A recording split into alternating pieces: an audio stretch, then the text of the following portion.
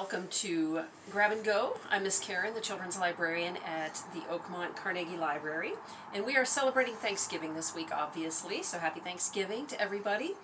On Wednesday in the lobby, we will put out our special craft. I will show it to you first. Today we've got foam turkeys that say Happy Thanksgiving. They're actually owls dressed as turkeys, so that's what we got for our craft. It's going to be really fun. They're just peel and stick, and they look nice in the house. And our featured story is "Twas the Night Before Thanksgiving" by Dave Pilkey, who also does Captain Underpants. We read this story at Book Buddies every year, and it's a favorite, and it's really funny. "'Twas the day before Thanksgiving, and all through the trees the fall leaves were spinning aloft in the breeze. 8 children had boarded their school bus with grins in hopes that a field trip soon would begin. They looked pretty happy. They sang as they rode through the autumn terrains, while visions of drumsticks danced in their brains. They're thinking about Thanksgiving and their feast. Over rivers, through woods, with winding and weaves, their school bus sailed on through the new fallen leaves. When out on the road there arose such a clatter, they threw down their windows to see what was the matter." What do you think the noise is? This is a very wide book. "When what with their wandering eyes should they see but a miniature farm and 8 tiny turkey,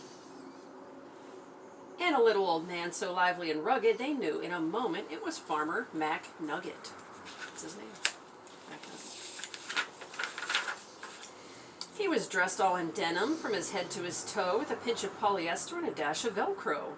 And then in a twinkling they heard in the straw the prancing and pawing of each little claw, more rapid than chickens. His cockerels they came, he whistled and shouted and called them by name. What would you call them if you had a turkey? What would you name it?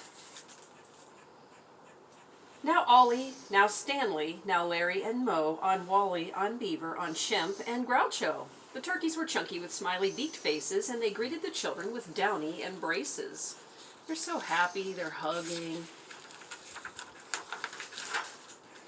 So out through the barnyard they ran and they flew, and they gobbled and giggled as friends sometimes do. They're having a great time with the turkeys. So much fun. And then somebody spotted an axe by the door, and she asked Farmer Nuggett what it was for. With a blink of his eye and a twist of his head, the old farmer told them a grim tale of dread. Does that turkey look happy, or does he look worried? I think he looks a little worried. And it's interesting that Dave Pilkey put in some classic art masterpieces in here, so you can guess what the name of this classic art masterpiece is. There's another one on the next page coming up. "Tonight," said Mack Nuggett, "these feathery beasts will be chopped up and roasted for Thanksgiving feasts." The children stood still as tears filled their eyes, and they clamored around in a chorus of cries. Everybody is crying. Oh my goodness. This field trip didn't turn out to be quite what they had thought or hoped.